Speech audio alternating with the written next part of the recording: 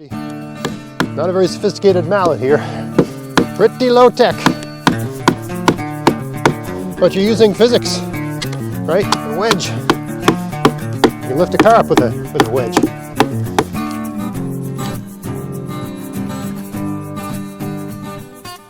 Hey, it's Greg here with Outdoors on the Cheap, and today I'm going to do a really short video here on check marks in trees, learning how to identify them, why they're important.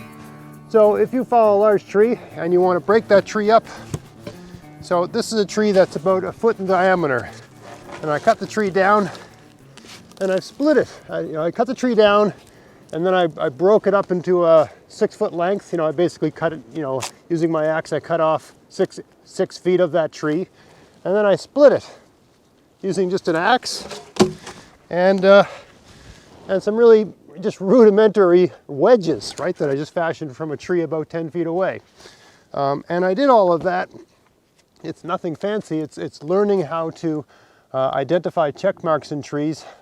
Ideally you find them where you want them, but what you usually do is you find the check mark in the tree and you sort of let the tree tell you where to split it. And if things work out right, you can take a piece of a tree like this and turn it into, a really crude paddle. Don't worry, I got a whole video on me making this paddle if you want to watch that. And it's very crude right now, it needs finer work, but it's certainly serviceable as a paddle like that. With that basic skill, the ability to identify check marks and using wedges, using the axe and using the knife, you can take a piece of a tree and turn it into a paddle like this. I don't even know if it took half an hour. That's including cutting through the tree so I could get a 6 foot piece removed from the tree. But step one, once you've got a length of tree trunk that you want, and you've got wood that's reasonably good enough for whatever it is you want to do. I mean, sure, I'm using spruce here, and spruce is not good wood for a paddle, but you use what you got. A big part of bushcraft is learning how to identify the material, find and identify the materials you need in the wilderness, in the forest, to, affect the solution to whatever problem you're up against. And a big part of that is learning how to work with wood, because wood's one of the most abundant things you're going to find out here, right? And different kinds of trees have different kinds of properties. Some have twisted grain, some have straight grain. Some trees that tend to have a straight grain sometimes have a twisted grain. I was lucky with this tree that the grain was, spruce doesn't have the straightest grain in the world, but it's reasonably predictable. You wouldn't want to use something with a spiraling type grain. Reasonably predictable for doing, some rough woodwork like this.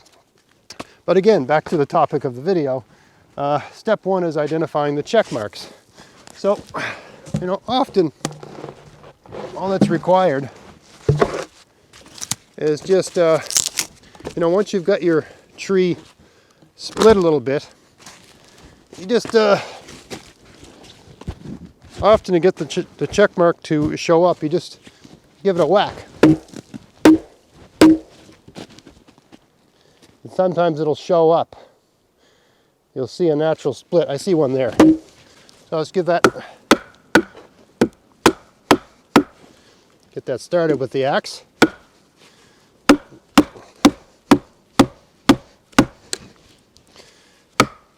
Okay, I'm off a little bit. That was close. Now, where the heck did I put those wedges? Boy, you lose anything in the snow, you never see it again. All right, so I see a bit of a crack there now.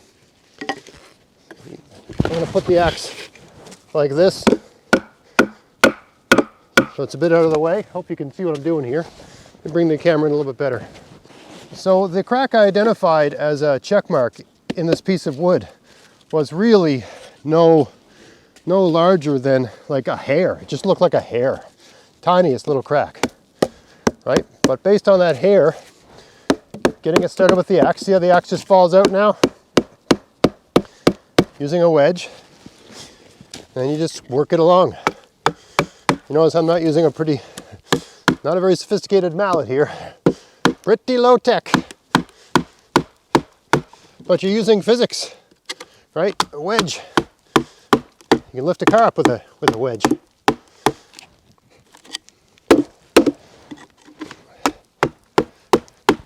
I still in the camera frame here? Just barely. Let me move that a bit. See how easy that's going? Whoop. Now I got a much more thicker, aggressive wedge here.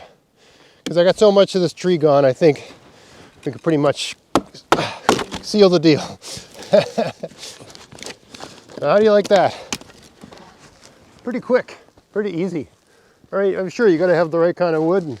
But I mean, this is not rotten wood. The center of this tree rotted out, but the wood in the tree is completely sound. That's why I was able to, whittle it into a canoe paddle, right?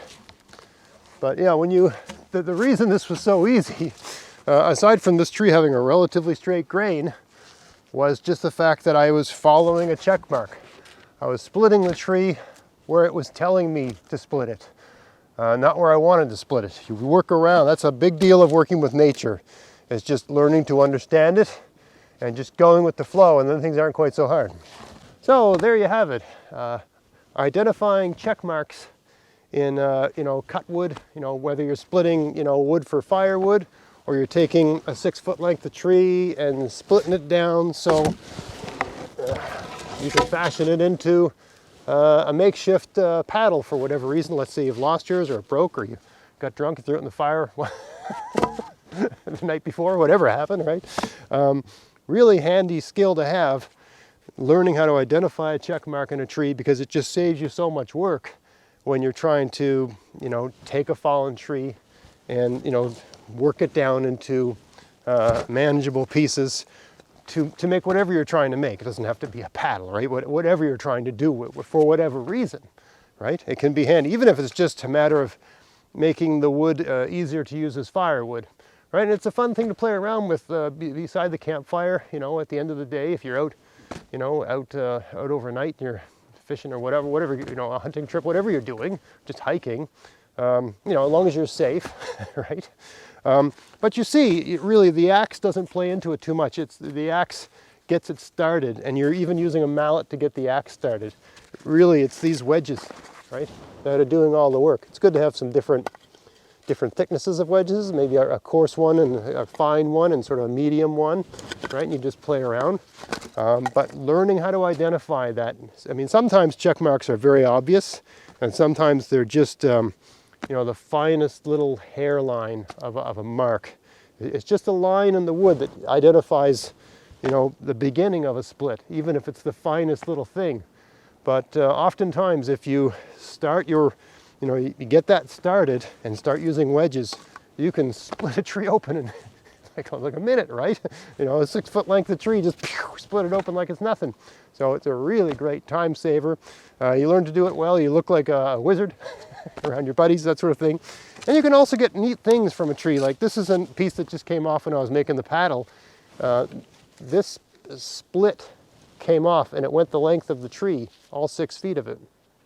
This is all one continuous grain. I don't know what you'd use this for, but this is, this looks like a pretty flimsy piece of wood, but it's one continuous grain. It wasn't milled out. Very unlikely to break. I could probably stand on this and it wouldn't break because it's one, this whole thing is one consistent set of grain, right? So that can be useful too for certain kinds of things. You want something lightweight with strength for whatever reason. Maybe you need to fix part of your canoe, like the yoke in the middle, something like that. Having a piece of wood like this, which is lightweight but strong for its, for its diameter and size, there's advantages to that. Or trying to fix part of your backpack or whatever, right?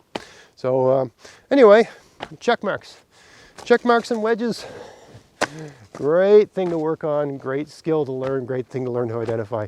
When you're out in the woods, just identifying the materials around you, learning how to use wood to, solve whatever problem you come up against is really important. So I hope you found that interesting.